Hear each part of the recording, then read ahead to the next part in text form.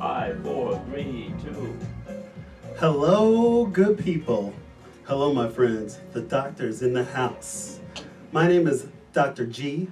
I also go as Dr. Mark Gomez, and welcome to the first episode of To Your Health with Dr. G. This show is going to be great.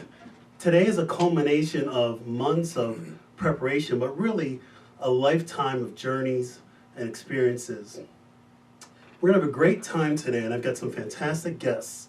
But before we get into that, let me tell you a little bit about myself. So I'm a board-certified internal medicine physician. I practice in the Chicagoland area, and I'm just having a great time. This is going to be exciting. When people kind of describe me, they describe me kind of four ways. Number one, I'm a husband. Number two, father. Number three, a medical doctor. I like to go by those first things: husband, father, medical doctor. And then, of course, world citizen. So I'm just excited to be here today, and I want to thank Intellectual Radio for the opportunity to host my own show. This is going to be the first of many shows, guys. And I'm excited to have listeners to want to be empowered and feel great about their health and really to control their health destiny. So today, before I introduce my guests, I want to do a couple other things real quick. Number one, I want to just read a quick statement. The content of To Your Health with Dr. G is for informational and entertainment purposes only, and that the content is not intended to be a substitute for professional medical advice, diagnosis, and/or treatment. Further details can be found at www.toyourhealthwithdrg.com/disclaimer. Now again, my name is Dr. Mark Gomez. You can call me Dr. G. Follow me on Facebook, follow me on Twitter, and follow me on Instagram. And the handle is To Your Health Dr. G. You can also visit me on the internet. Website is www.drmarkgomez.com. So again, thanks for coming out today. We're going to have so much fun. We're going to talk today about ultra longevity for the busy professional. And I know this applies to many of our listeners. It applies to my panel today. It applies to me in my day-to-day living as a husband, as a father, as a medical doctor. And we're going to talk about things that make longevity work. We're also going to talk about things that that take away from our longevity. At the end of the day, when we talk about longevity, we talk about wanting to live a long time. And by definition, longevity is also used similarly with life expectancy. And that's really defined as the average amount of years left remaining in somebody's life at any particular age. So today we're going to talk about you busy people out there, and we're going to talk about how we can best design longevity in our day-to-day lives. A couple other quick notes. I want to just thank my marketer, Kim from Big Shot Marketing. Kim is an amazing person. She's really bought into our vision to have this show. She is in beast mode all the time, so we're very much grateful to Kim from Big Shot Marketing, #beast mode. I also want to thank my loving wife, Tiffany Gomez. Without her, I couldn't have done this show. She makes me a better father, a better husband, and certainly a better person every day. So without further ado, I want to take a few moments to introduce my panel. And today I'm really excited to have these two gentlemen here today. I've known these guys for a long time. We've done many talks around the Chicagoland area, really trying to empower people to do really well with their health and their well-being. So immediately to my right, I've got Mr. Chad Earl. And let me tell you a quick story how I met Chad. I met Chad when I first joined the medical staff at the hospital that I'm at about 11 years ago. And I met him through a friend, a physician recruiter, as a matter of fact, who used to train with Chad. And the first time I met Chad, I tell you what, I thought I was in shape. And then I realized I met Chad, and I said, man, I got to put some work in. Got to put some extra work in there, right, Chad? Round is a shape, Doc. So first time I met Chad, I said, all right, I'm going to work out with him. And I said, all right, Chad, I can do this. I can hang with you and everything. And next thing I know, after that workout was done, I was in the bathroom at Chad's office in his facility. I think I was in my drawers, and he was holding my legs up. I almost passed out. So it's a personal training for sure. No doubt about it. So Chad is just a great guy. I've known for a long time, and love him like a brother. and he and I have had many talks about wellness. So Chad, of course, is the owner of Integrated Wellness Online. He's also the owner of DuPage Fitness and Rehab, integratedwellnessonline.com. He's an excellent gentleman. So Chad, why don't you tell us a little bit about yourself and what you do? Thank you, Doctor.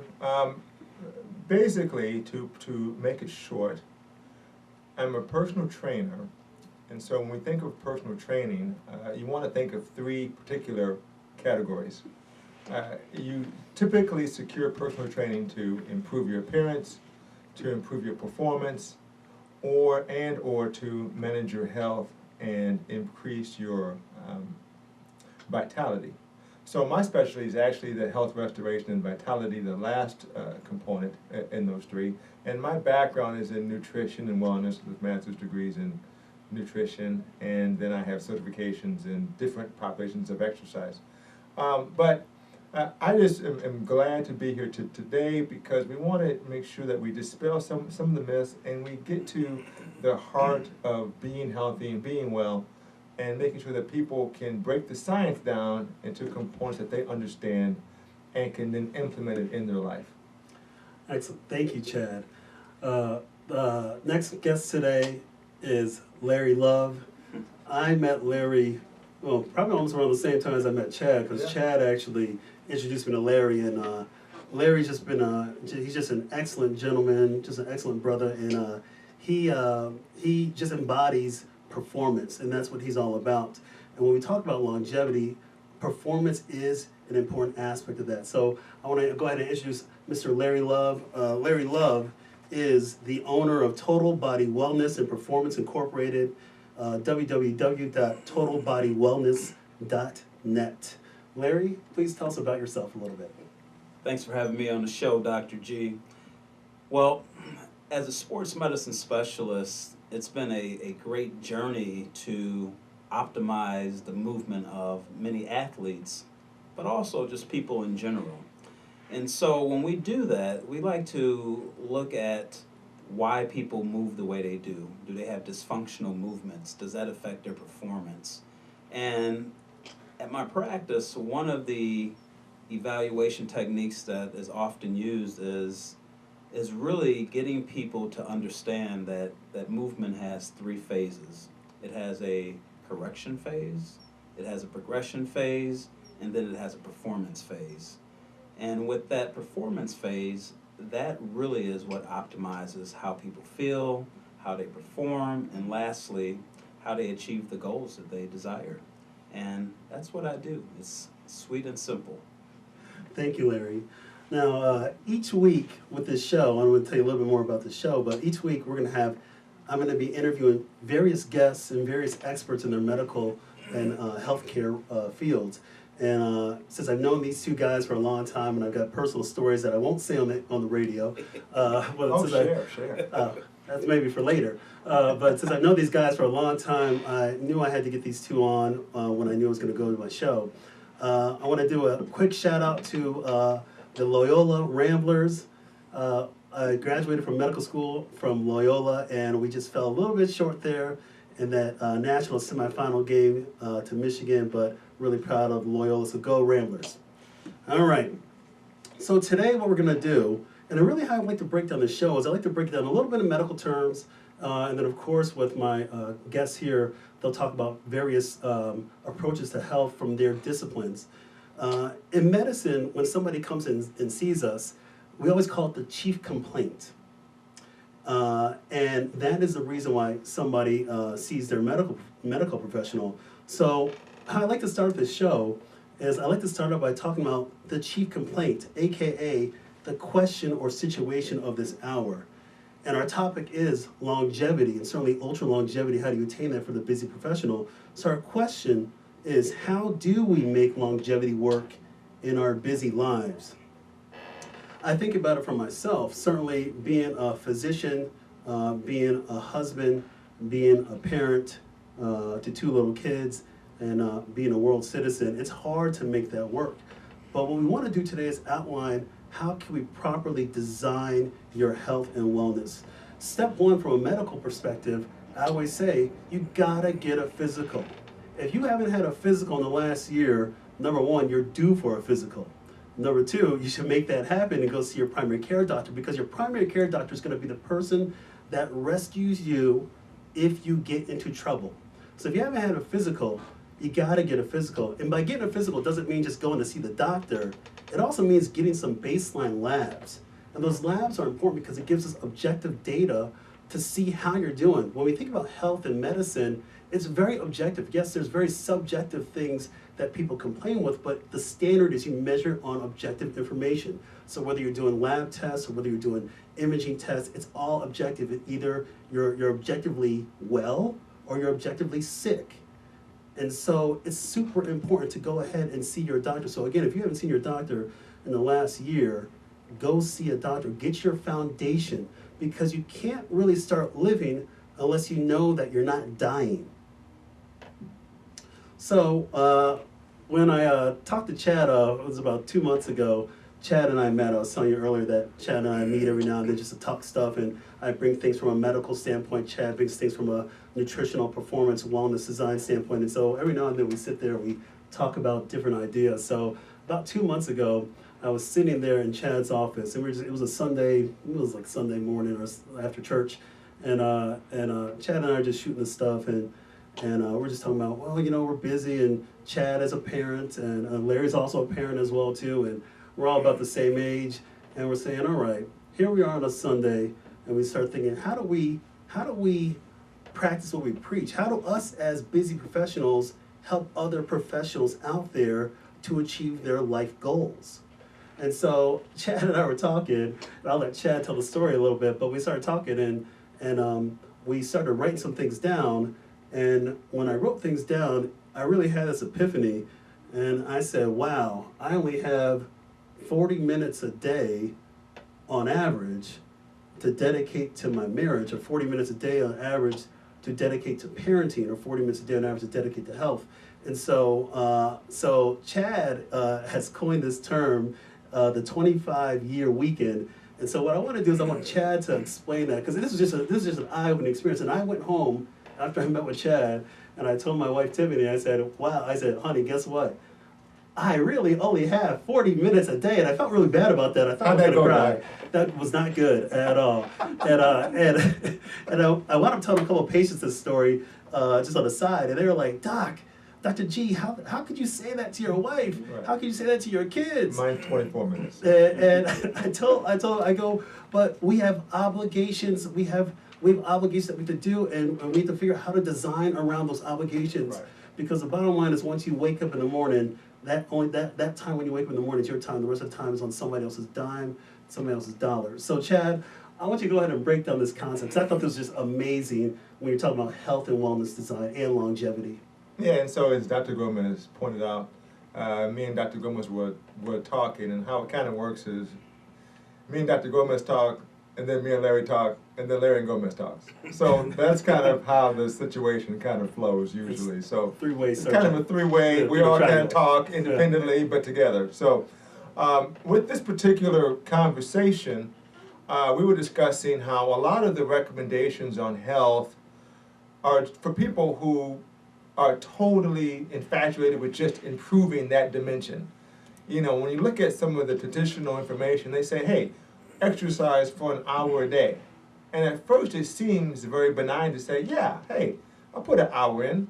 And then you realize, well, if I sleep 8 hours and I work roughly 8 hours, not counting the commute and the follow-up, and so now I'm working 10, 11 hours, that already is 17, 18 hours. Okay, which is now leaving you 6 hours where you have to eat, you have to go to the bathroom, you have to prep, so you have to clean up behind your eating, so now you're down to 4 hours. And so then with that 4 hours, you might have to spend time with the kids, you might spend time with the wife, you might have to do some personal development, you might try to exercise, you might have to do routine errands. And so what you realize is that you have a finite time frame to do the behaviors that can promote the longevity that you want. And when we get into the longevity, you'll quickly find that relationships are paramount to living a long time. Because if you're gonna be alive, you wanna have fun with people who care about you, who you've invested in. And so that's what makes life living. And so those are your parents, your spouse, your kids, your friends. And so if you spend time achieving and never invest in anybody else outside of yourself, you're very lonely. And being alive and being lonely, the two don't go together. And so you need to understand then how you can invest the day. And so you have to work, you have to get paid, but yet you want to be married, you want to have kids, you want to have friends. And so this typically breaks down to very tight segments. And we look at I've coined that term kind of 25-hour, the 25-year weekend, because your work life is dedicated to just that. You're trying to squeeze in your weekend for recreation and relationship building and catching up. And when you retire from your work life, you want to be able to live in the weekend. You see, so you convert your weekend design to your weekday. And so you're kind of parsing out on the weekends while you're working the lifestyle that you're actually saving and living for. I think that's an excellent, I think that's just an excellent way to look at it. And what we've actually done is we've actually challenged people, and I certainly challenge patients in my practice, to design, to write out a grid. I mean, I tell them the same story that I've shared with you all.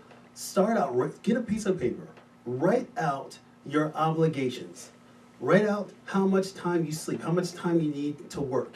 You know, and again, as Chad said, you might have only 4 hours in any given 24-hour cycle, Monday through Friday. We're not counting the weekend, but you might have 4 hours a day on average to do the things that we're asking you to do from a health perspective, to exercise, to eat right, to have recreation, to have relationships. Because the rest of the time you're at work, you're commuting, you're sleeping.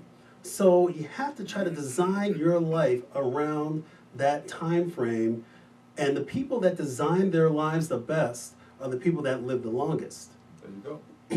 When we think about longevity, I know one of the things that's important to me from a medical standpoint, I want to get Larry's opinion in a second, but from a medical standpoint, in addition to going to your doctor, which again is still the #1 foundation, you've got to go see your primary care doctor. And it's interesting, I've been telling some of my colleagues, I'm going to try to elevate the role of the primary care doctor. The primary care doctor is so important in your life, in your foundation. So from a medical standpoint, we look at things like risk factors. How do you modify risk? Things that are modifiable, like for example, don't smoke cigarettes. For example, limit your alcohol consumption. For example, don't hang out in the sun all day long. For example, maintain a healthy weight. You know, these are things that we can modify. And if somebody does have a disease like diabetes or pre-diabetes or hypertension, we can modify that through treatment. Things that aren't modifiable in a medical standpoint, things like your age. As much as many of us want to be younger, I guess when we get older, we can't change that. You can't change your sex, you're male or female. You can't change your ethnicity or your race. So you can't change certain things, and you can't change your family history. What's happened in the family has happened. So we want people to focus on the things that they do have some sense of control over, and going from there. So I want to ask Larry. Once again, Larry is the performance expert, and he works with a lot of clients on getting them to perform better, not just from an athletic training standpoint. He really gets into the mindset of getting people to know that they can achieve their goals. So Larry, let me ask you this. When you think about designing a 25-year weekend, what are some important things for you when you work with your clients that they can spread to the audience here on how to best achieve things? Dr. G, that's such an important question, because most people think once they see their physician, that's where it stops. And so when we look at what we call a prevention to performance continuum, it's what you do after you see the physician as well. So when people come and see me, or when they see Chad, one of the things that we must impart upon them is you have to keep going. And so it's just not enough to see the physician. What's your physical standpoint? Are we addressing your health, your wellness, your fitness? So then we can lead to better performance. After we address those 4 pillars, Now we have a great program that's set up for them. And also, it's not just about how you look, it's how you feel. And once we address how they feel, then it leads to better performance. And so once we kind of mix all those pillars and parameters together, it really makes for a great recipe. And last, I would just say that performance for a lot of people and a lot of information out there has always been based on physical needs, but the whole intrinsic needs and the motivation behind that is really what drives performance, because how you look and how you feel, again, leads to better performance. I want to say, it's interesting to piggyback on what Larry said. Again, starting out, any kind of longevity plan starts out with getting a medical exam, and getting a medical exam, and then getting your if you go see your doctor, and then you wait 9 months to get your labs done. That's probably not a good indication of how you're doing, because your body is physiologically different 9 months from now. So when we talk about it than it is today. So we talk about a lot. It's got to be done in the present time. And one of the things that we always talk about is you've got to live in that moment. And the past is in the past. We can't change that. The future has yet to come. Well, we can try to plan for it, but the future's not necessarily guaranteed. So all we have is our present life at this moment. One of the things that we talk about, and I was some of my new viewers, I was actually on here a few weeks ago on my good friend Dana's show, Dana being Dana, and I hit them with some stats. I was there to talk on their cancer show, and so people that know me really well, they know I'm a stats guy, so I got some numbers to hit people with, because why not?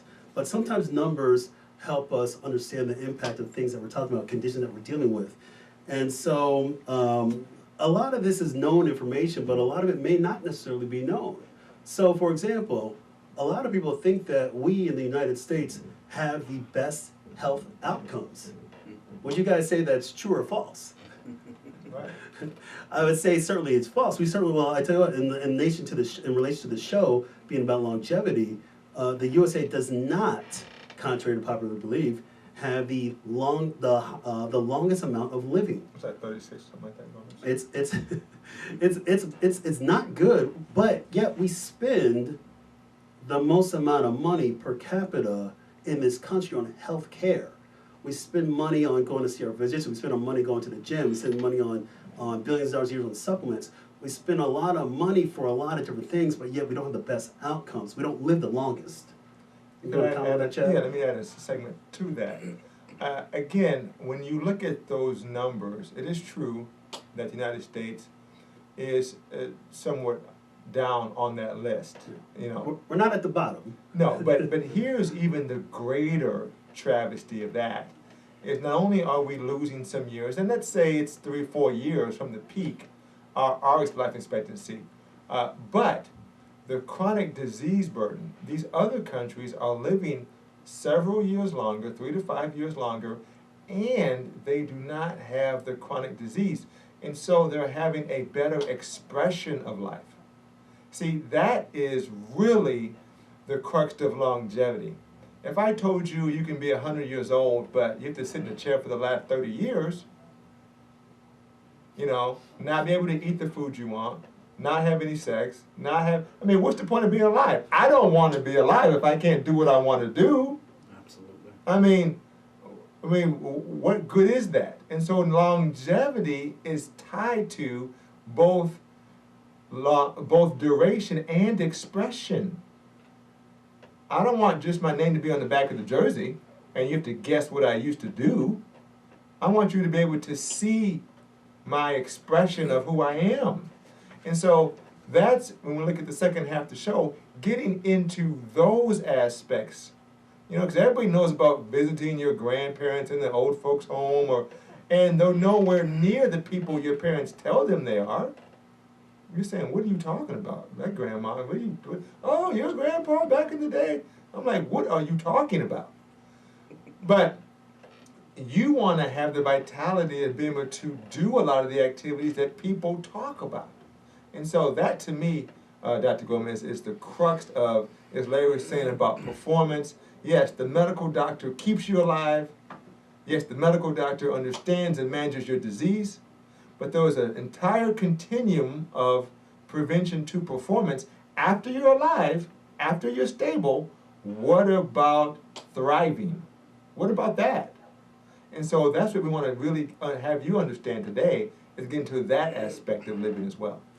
I think one of the things you just said about thriving, a lot of times we don't necessarily think about that. I mean, we go through lives and you wake up at a certain time every day, you go to work, you might get beat up at work, you long days, you get home, you gotta hang out with the kids, gotta do homework, and then the whole cycle repeats itself the next day. So people can get stuck in this trance of just this mundane assembly line kind of approach on a day-to-day basis. Correct. That you lose the aspects of why you're here in the first place. I mean, we're here, the first part of our lives, it's education. The first third of our lives, we'll say. Second third, it's all about getting married or having a life and career and family.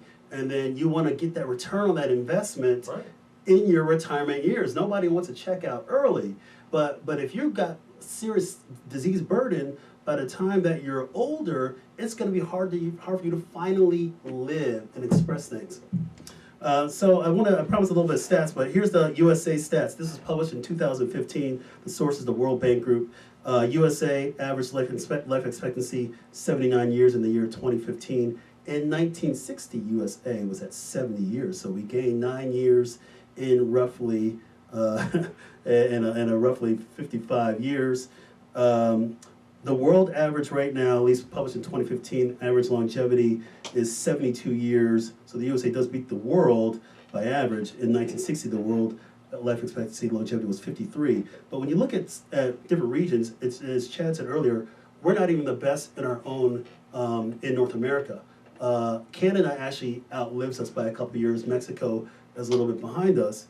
But North America still as a whole does well compared to the rest of the world.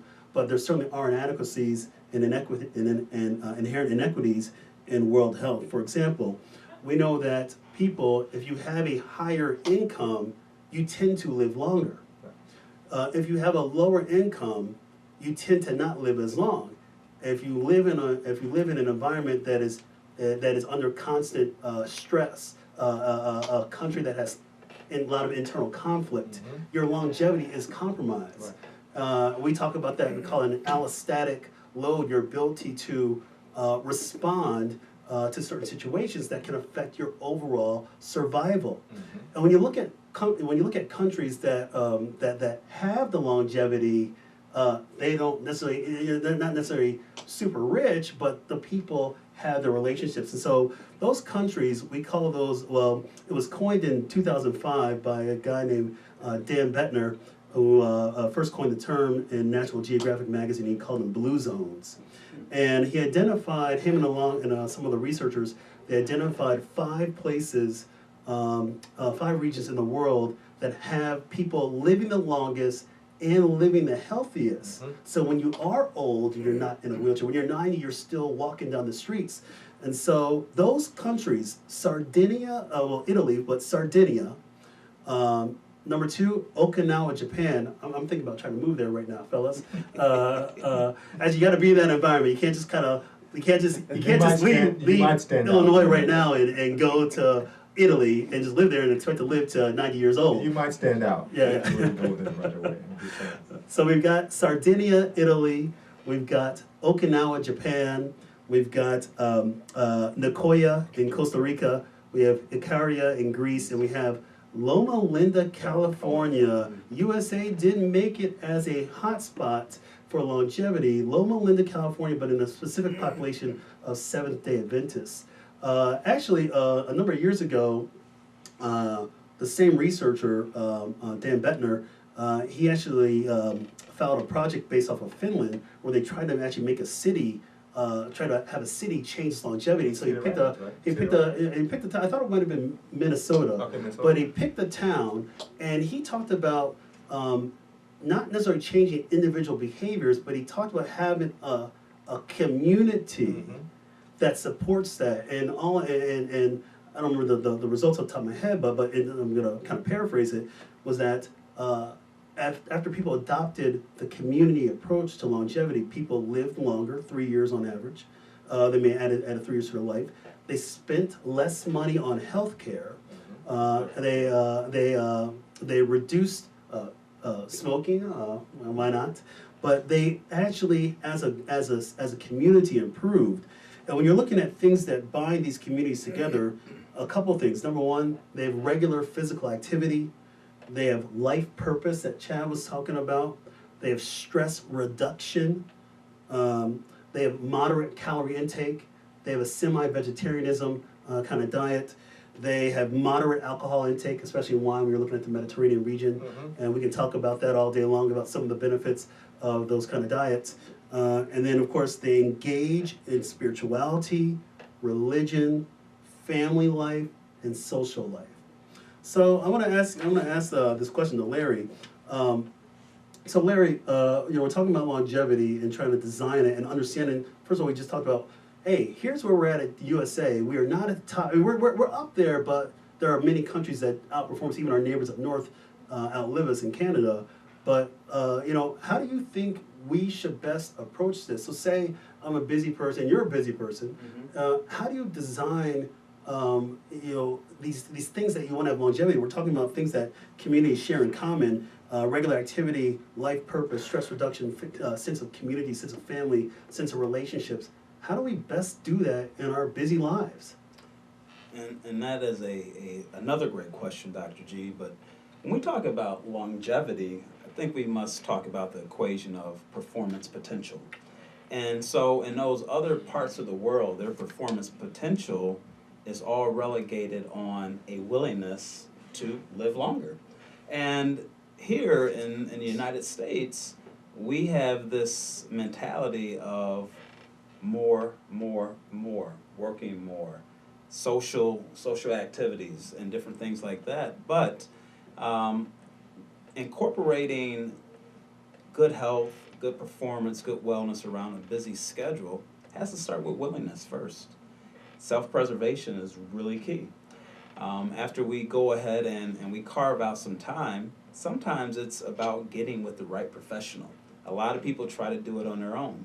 There's many things out there on the internet that are mythical, but when you get with credentialed professionals to provide a service that you need, that really is going to help you stay accountable. And so I can't, put enough emphasis on the accountability piece. Accountability with good professionals, and also someone to kind of remind you of how important you are versus everybody else in your support system. That goes a long way. And I always say, if you don't have a good support system, you will end up supporting a system. And that right there is stress. Make sense?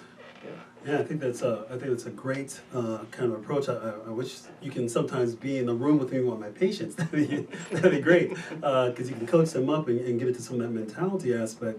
But you're right, the willingness. Another thing that we talk about in medicine a lot is you may start a plan, but you have to have a follow-up. Yes. For whatever condition you have. Even when I see patients that come in only see me once a year, that is their follow-up. But if somebody certainly has other disease burdens, they've got to follow up. Because if you get off that pathway, you're only going to have be putting yourself at risk for more medical complications to happen. Chad, from your perspective, how important is following up, on a wellness plan for you? Yeah, great question, Dr. Gomez. And to speak on that, for my practice, as Larry's talking about, when you look at some of these terms and we say, I'm going to measure your health, your lab values, your physical dimensions, I want to see how fit you are, your physical capacity, your ability to take in the right nutrients, vitamins, minerals. Wellness, for me, is the actual measuring of the daily behavior. It's hard to say somebody is well. It's not a destination. It's more of a priority, as Larry was saying. You have to say to yourself, today I'm going to do these things, and when I get done with the day, therefore I can say, boy, I lived well today. Health is what you measure. Fitness is what you measure, but wellness is what you are. You're in the moment with it. And without somebody keeping you accountable to that moment passes up. And you say, you know what, I'm going to skip lunch. You know what, I'm not going to weigh today. You know what, I'm not going to go by and see my friend. I'm not going to have that conversation. I'm too busy. I got other things that I have to do. And that's always the case. And so when you look at the busy professional and you're trying to make your way, there's only one way that you're going to get ahead, and it's exchanging something that somebody else wants. And so if you don't have the money you want, or you don't have the body you want, or the physique you want, then you're exchanging the time and relationships in your life to get these things. That's the American conundrum, right? These other societies don't have to make that exchange because it's not available to them. They can't go out and get a brand new Mercedes if they work hard enough. They can't go out and get a big house. They can't go out and get designer clothes. They can't do that when they sacrifice and get the education and work the long hours. But in America, if you simply keep paying the cost, you'll get it. But you also will get chronic disease, shortened lifespan, loneliness, depression, and all of the other things that coincide with achievement, as it says. And so we have to be careful not to conflate achievement with happiness. And so to me, as Larry's talking about, the practitioner helps keep their client centered around the difference. Yeah, you may be making the money. Yeah, you may be climbing the corporate ladder. But how is the kids? How's the wife? How's your health? How's your stress level? Because it's not a balance. It simply is a shift. Someday I'm doing this, other days I'm doing that. It's never balanced. And so that to me becomes the interesting relationship between the client and their healthcare team. Thanks. You want to say something, Larry? Yeah, I was just going to add that many times when people are not putting their health first, it really comes down to what's not adding value to them, what they're adding value to. And so when you have a reciprocal exchange of adding value and also receiving value, that really allows you to put your health first. And so I just want to put that point in there. Well, thank you very much. Interesting thing is, as Larry, Chad, and I have known each other for a long time, and we collaborate on many efforts in the Chicagoland area. I'm reminded of the various engagements we've been out to, speaking engagements and everything. And one of the common underlying themes that we see when we go in and talk to people, and certainly talk to people in our community, it's different. Different communities have different disease burden. I mean, we all still get heart disease. Heart disease is still the number one top cause of death in this country. Cancer is number two. Communities still get it, but certain communities have a higher disparity. They get it worse than other communities. For example, African American men have the highest incidence of prostate cancer. African American men have the highest incidence of colorectal cancer. And so we look at certain communities. So when we go out and talk a lot, one of the common things that we see, going back to kind of what we said a little while ago, is that a lot of people have yet to see their doctor. And one of the things that we see a lot, certainly in our community, is that black men don't necessarily go. And what I try to do is I try to encourage, it doesn't matter if you're black, white, whatever, any race, you got to go. That's step one. And so we want to try to create a sense of urgency that actually seems to be lacking in certain communities. On the flip side, if you don't have that urgency, it's hard by the time you finally do get that urgency and disease has kicked in, then it's very hard to rescue you from that. And that's a good point. As he talked about communities, and it's related to the African American community and the lack of action. Some of the other communities, if you look at, Caucasian, for example, people who do take control, who are used to doing some proactive services, it might be tough to partner and know when to shift and say, you know what, hey, this is a lot of information for me to try to take hold of, and then you get paralyzed by not acting, thinking that you're researching, thinking that you're trying to figure out what best to do. So it's not so much that, this community doesn't have a need for health care, but as Dr. Gomez pointed out, how they intersect becomes equally valuable. Yes, you do start with the physical, and as me and Larry and other practitioners that work on the healthcare team, how we intersect with different populations after the medical objective classification is very important, and so the value is there.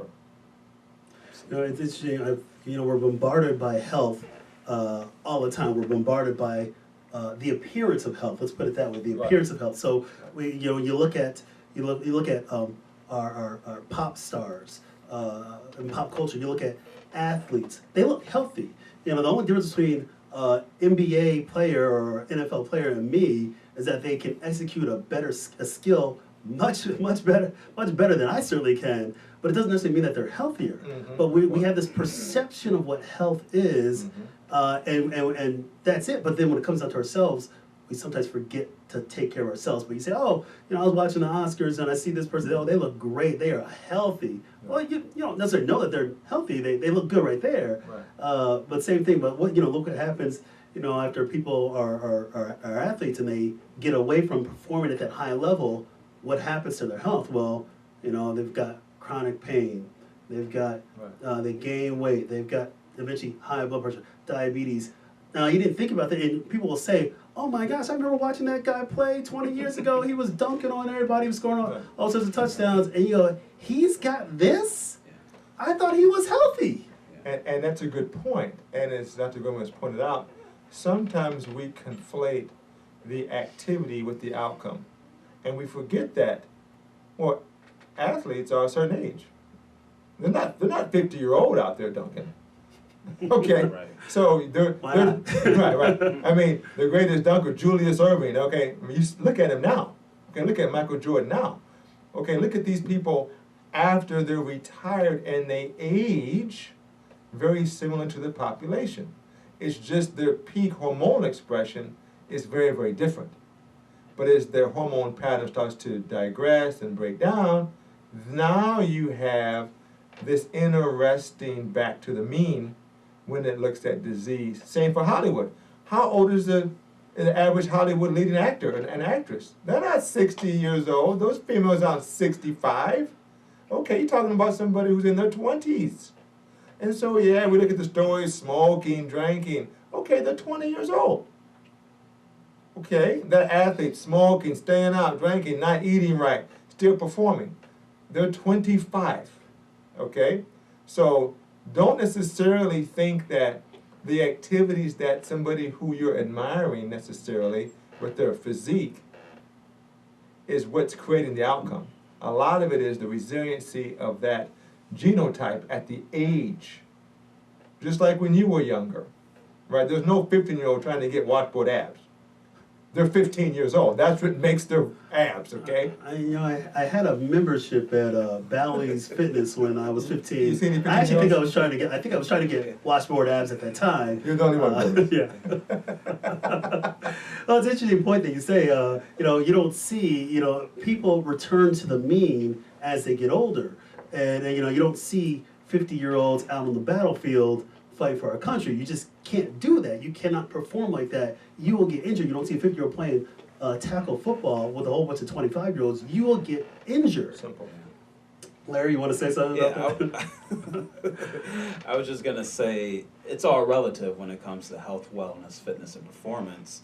And it's based on 3 parameters: efficiency, effectiveness, and engagement.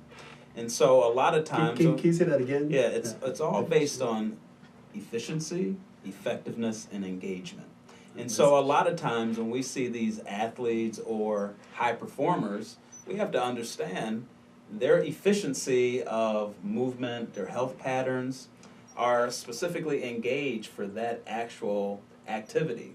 And so as we age, one of the things that changes, the expression that changes, is how efficiently we can do things, how effectively we can do things, and how we engage in it. So if if my old self at 21 were going to go out and play basketball versus my 45-year-old self, it's a different efficiency of movement. It's a different level of effectiveness in how I recover, and last, how I engage to keep doing what I need to do. So those are some of the 3 E's of health, wellness, and fitness that I want to lay out there. Hey, Chad, how do you think Larry would do, the 45-year-old Larry versus the 21 Larry? Who will win in the game of one-on-one? Well, Brains versus brawn? you definitely have to change your game. Know what you can do, I tell you that. As a 45-year-old, he'll be talking a lot of smack. Versus that 20-Larry, I tell you that right now. That is true, Dr. Gomez. Same for me, the 20-year-old Chad versus the 40-year-old Chad. Not quite the same. A lot of timeouts. I'll tell you what, I turned 40 this year, and there's no doubt I cannot recover how I used to. And actually, if I went out, I think about 11 years ago when we first met, Yeah, right. and I'm literally in my underwear in Chad's locker room, and him giving me some Gatorade and trying to make sure he doesn't have to call 911 on me as I'm passing out, because I thought I could hang and I couldn't. Right. It'd be tough right now, and that's 11 years ago. My body is different now than it was then. Physiologically different. My hormonal expression is different. Actually, 11 years ago, I didn't have any kids. It was just, I just started dating my wife at that time. And so you're in a different part of life. Your stress load is different. Everything's different about you at that time. No doubt. And I think, as we wind down, people need to kind of understand this. Aging well is an unnatural process, right? Nature is not concerned with you being alive after you reproduce your kids. And so for you to remain vital, you have to create an artificial design that protects against your decay and breakdown. And so you have to eat things that are different. You have to sleep different, as Larry's saying. You have to recover with unique strategies. You have to take certain types of products. You have to avoid certain types of toxins and activities. These same activities when you were younger were restorative.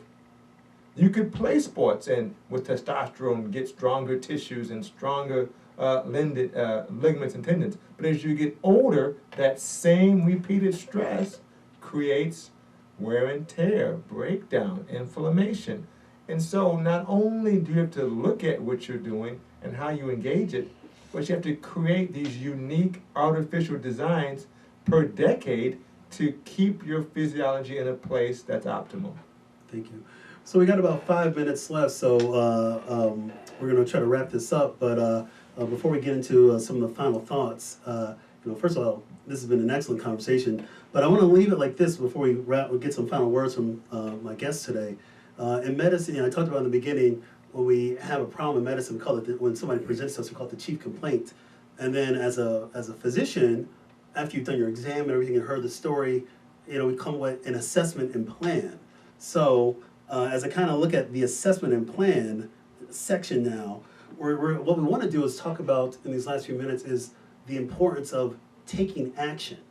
So what I want to do is I actually want to start with Larry. I want to say, Larry, if you can give us a couple takeaway points, like what are some key take-home points that listeners can do when it comes to making longevity work in their lives?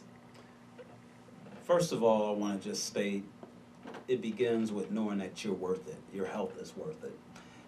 That's the first point with longevity. The second point is this right here. If you don't know, you need to find someone who does. And there are qualified professionals that will help you with longevity. The last piece is this right here. Follow-up is important, as you mentioned earlier. If something's not working, let's get it corrected. It makes no sense to keep doing the same thing over and over and over again. You're not seeing results. So that's what I would leave with them. Thank you. Chad, a couple quick final thoughts in the last few minutes. Yes, I would say that you need to engage multiple healthcare providers. People have their unique perspectives and they manage different parts of your health. And so one qualified individual is great, but when you pair that one qualified individual with multiple qualified personnel, you now can get a comprehensive plan and cover all your bases. And so see your physician, see your complementary healthcare provider, be it a personal trainer, be it an athletic trainer, a nutritionist. Have them work together to protect your short-term risk factors and account for a progression in your health status. Thank you. My final thoughts, and I'll leave it at this as the last word. Really what we want to do today is, my goal was to really kind of create this sense of urgency. You know, we're all busy in lives. You know, we've got careers or we've got families. Maybe we're older, we're retired, but we still have things to do.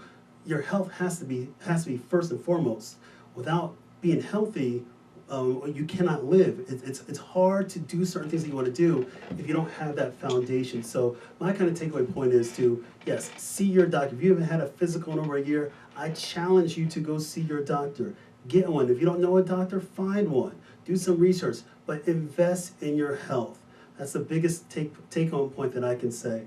So what I want to do is I want to just say thank you to my guests. We have Chad Earl, owner of Integrated Wellness Online, www.integratedwellnessonline.com. Thanks for having me. We got Larry Love, owner of Total Body Wellness and Performance Incorporated, www.totalbodywellness.net.